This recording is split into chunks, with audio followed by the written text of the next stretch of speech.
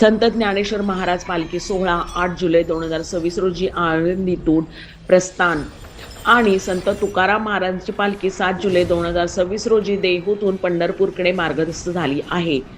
आषाढी वारी 2026 मध्ये संत ज्ञानेश्वर महाराजांच्या पालखी सोहळ्याचे बुधवारी 8 जुलै रोजी सायंकाळी 4 वाजता आळंदी येथून पंढरपूरकडे प्रस्थान झाले.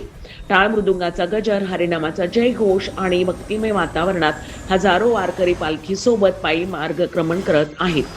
यापूर्वी 7 जुलै रोजी संत तुकाराम महाराजांची पालखी देहू येथून पंढरपूरच्या दिशेने मार्गस्थ झाली आहे.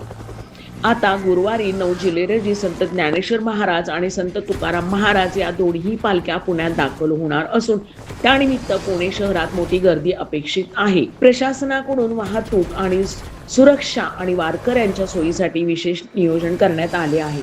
वारकरी मोठ्या उत्साहाने विठ्ठल नामाचा गजर करत पंढरीच्या दिशेने वाटचाल करत आहेत.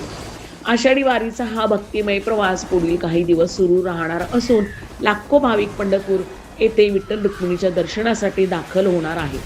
महाराष्ट्र एक्सप्रेस न्यूजसाठी कॅमेरामन नितीन फुले यांच्यासह महेश वरवटे यांचा रिपोर्ट.